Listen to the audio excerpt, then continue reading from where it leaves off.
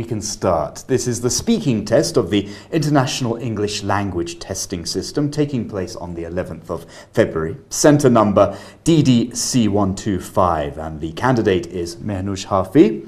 The candidate number is 013134558. The examiner is Samson Sees. Examiner number 443533. Good afternoon, my name is Samson.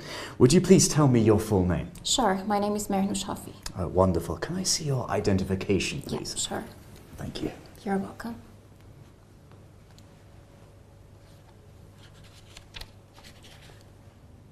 Wonderful.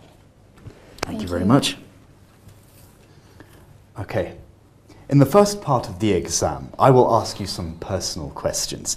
Let's talk about your leisure time.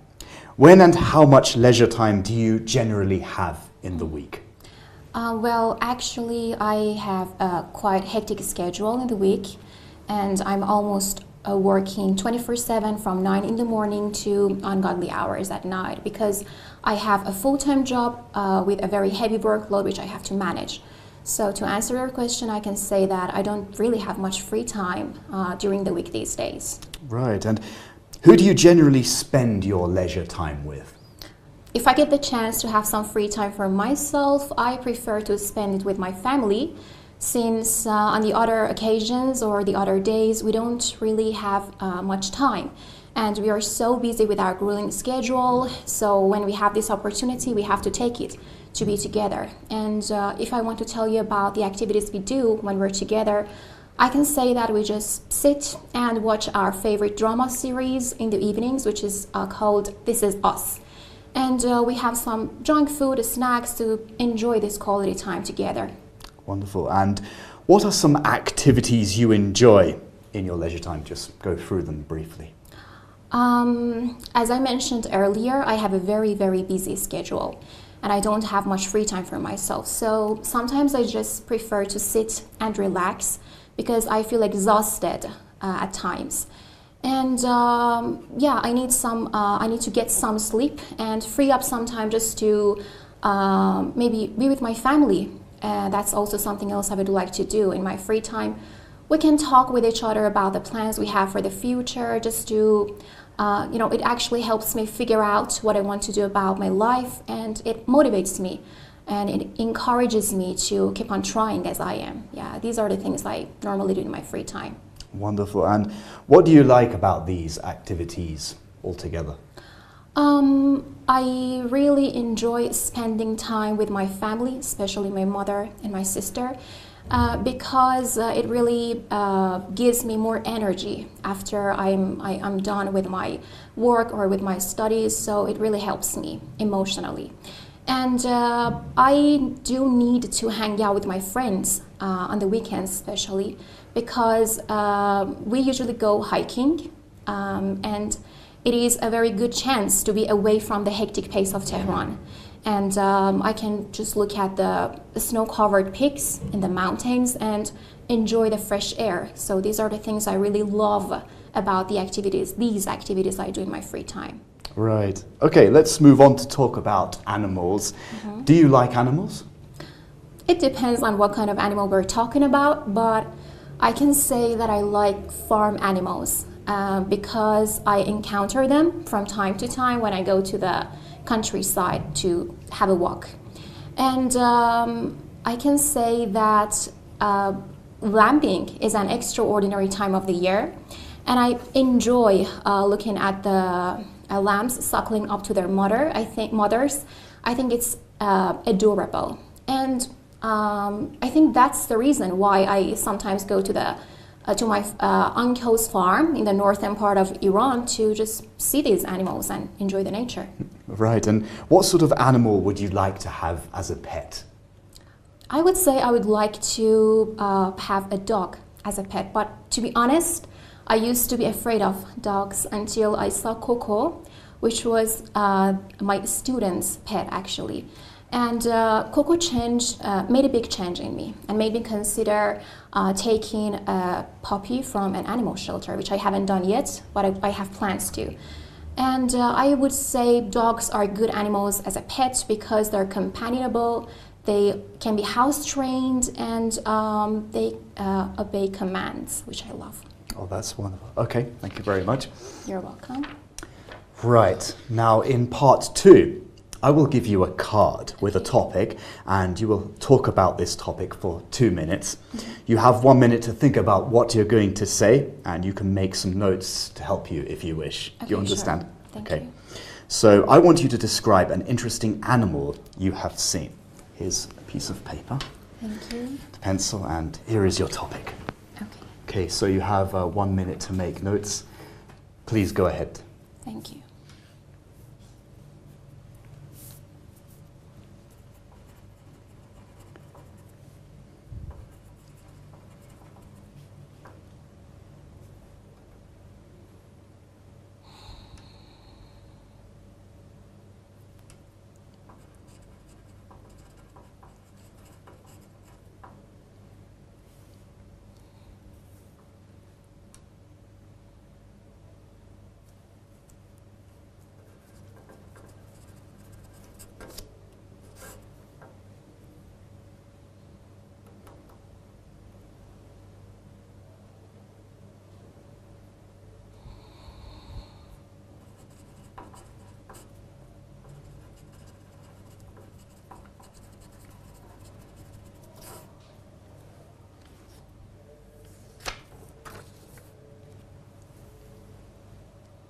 Okay, that's the 1 minute up. You now have 2 minutes to talk. You can go ahead. Okay. So you asked me to talk about an exciting animal that I have seen. To be honest, in my country, we usually see cats, but we rarely see dogs roaming the streets, which are not really the people's favorite. But I mean, in some other countries like Canada, people have the chance to see some other animals like goose, beaver, skunks, or even bears every day. So what I want to say is that if I had the chance to live in a country like Canada, I could name a number of animals right now to answer your question. However, I remember that I went to a zoo in Africa with my sister back in 2018, where I saw an African wildcat. It actually looked similar to a huge tabby cat, but it had a thicker tail with a blunt tip with some black stripes. I can say that it was nothing like the other wildcats I had seen before on TV. And from what I heard, these wildcats are fairly shy, and they have been on the brink of extinction for a while, which is sad. And what happened that day was that we were allowed to feed the wildcat. So I tried to do it, but the cat approached me like it wanted to attack me, and I was terrified.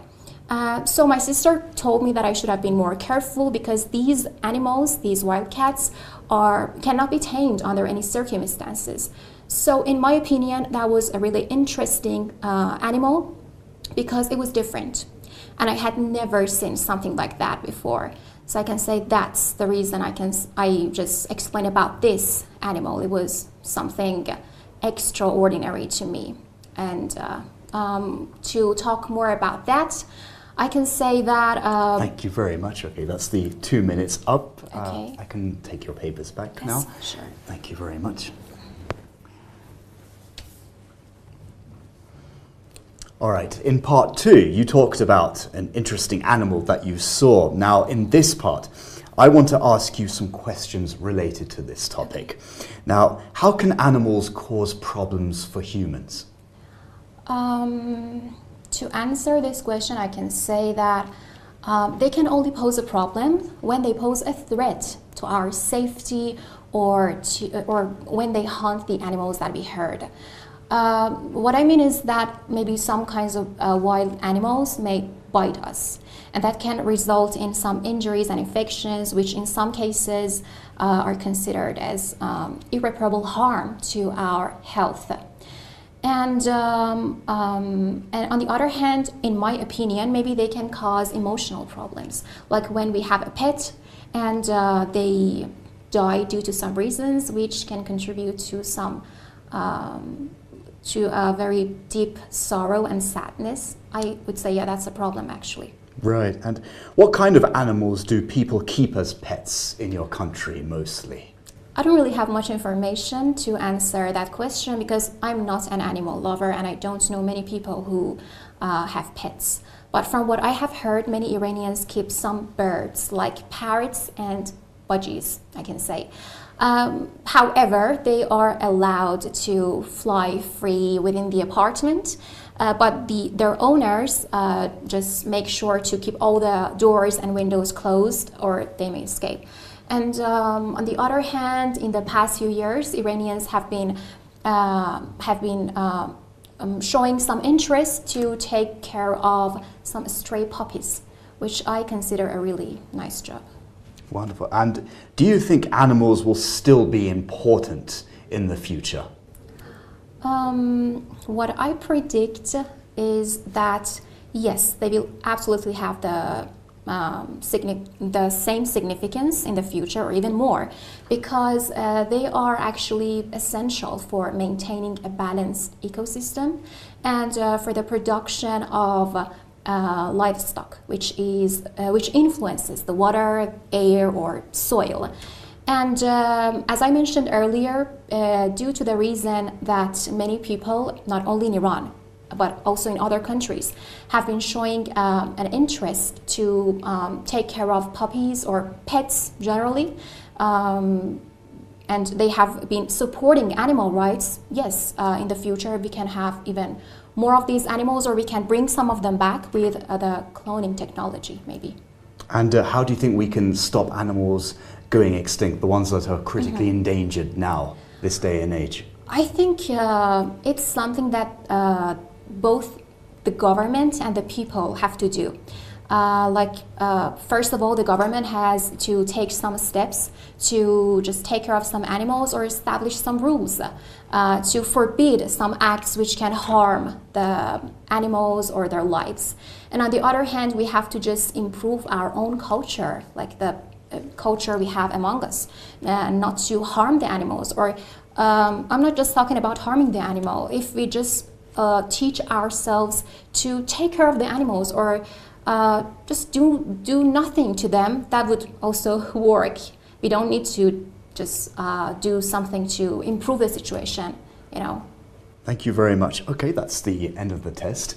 Do you want to know what band score you'll get in the IELTS speaking test?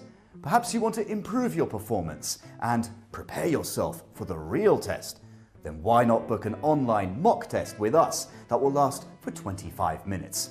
12 minutes of the test itself and 13 minutes of comprehensive feedback, plus we'll give you useful tips on how to make your performance better. Remember, all our examiners are especially trained by British Council instructors, so we know how to help you. Join us. Now we can quickly just go to your band score and then we can look at the other situation. So all I can say is, at the very beginning is, wow, thank you very much. It was brilliant. That wow had a lot of meaning to it actually, because we're clearly looking at a 9 here, because you're very much in control of not only the English language but also all the structures and all the techniques that are required for the IELTS speaking test. So let's go through them one by one, and you can hear me out here. I mean, fluency and coherence.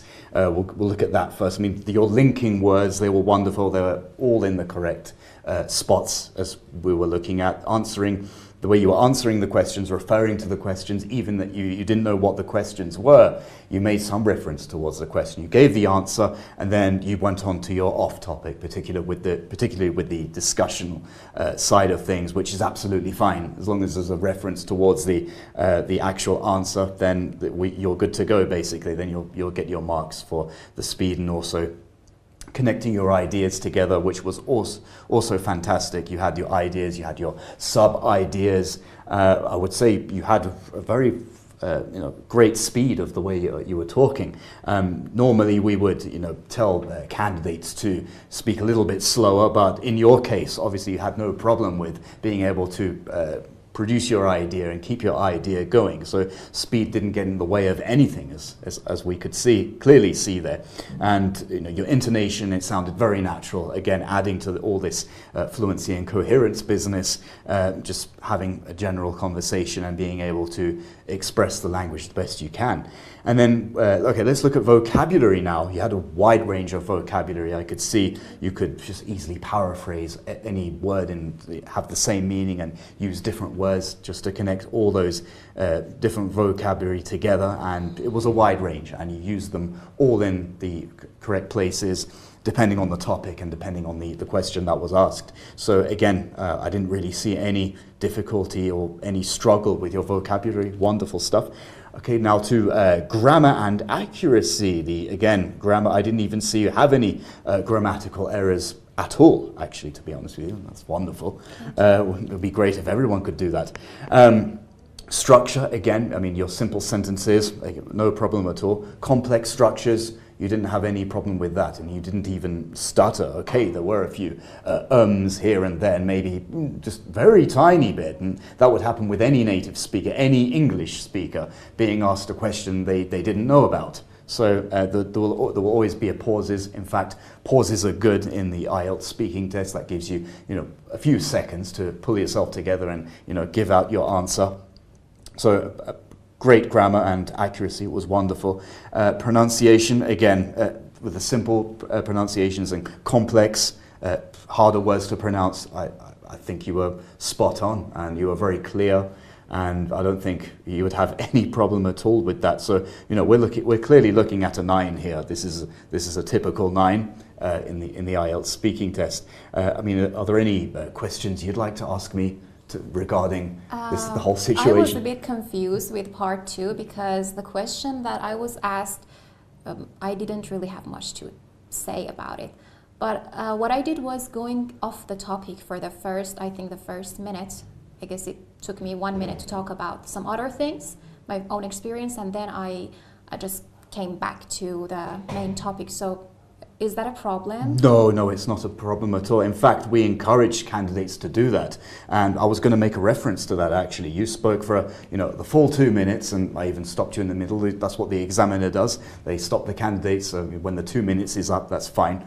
And going off topic like that, I mean, you gave reference to the answer straight away, so you clearly understood what the question was, even though you didn't have much information, or maybe you couldn't talk too much about the actual topic that was asked. So we actually encourage candidates to do that, and you did that perfectly. You made the 30% reference towards the actual topic, and then you went off topic, and it's absolutely fine to do that. That's not a problem. In fact, that's a technique that we would always encourage for our IELTS candidates to do that, because it will save you. It will definitely kill off the 2 minutes of time. And then again, you made another reference to the actual question. So that proves to the examiner that you've understood the question, even though you don't have much information about it.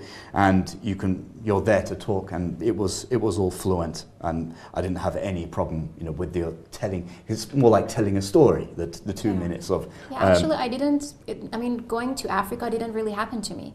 I just wanted to say something, and that's why I referred to an experience I never had. Oh, there's nothing wrong with that. I just wanted to explain about the topic, so. Yeah. Absolutely, because it's about talking for 2 minutes, and based on the 4 criteria. So it doesn't matter if that never happened. It could be a complete fake story. It doesn't matter if it's true or false. That in the IELTS speaking test, I mean, some people know this, some people don't know this. But being true or false really doesn't matter in the IELTS speaking test. It's all about just understanding the question and getting through it with your ideas, going off topic if you have to, because no candidate is expected to know fully about what topics there are. I mean, the brain would explode if you wanted to go through every single topic in the world and memorize everything. It's impossible. And unfortunately, some academies do that. In fact, they which is not a good thing. They tell them to keep studying different topics. It's not about studying different topics and memorizing stuff from. I think that's impossible. It is impossible. You're absolutely right. And what candidates would do, what you just did, I would encourage all the candidates to do is when you don't know about a topic which is very likely to happen, it's very natural, because you are actually tested on not knowing about a topic and dealing with the situation about a topic you don't know about. And you did that clearly. You made reference to the question, I'm not very well informed about this topic, but I can talk about this. And then you answer the question in 30%, and then you go on to your own topic. That's absolutely fine. So definitely what you did was, we're looking at the correct techniques of a band score 9. So very, very well done. Thank you very much. And there's no other questions, and I guess... No, thank you. Thank you so much for the feedback. Oh, it's my pleasure, and hopefully we'll see you around. Sure. Thank you. Thank you.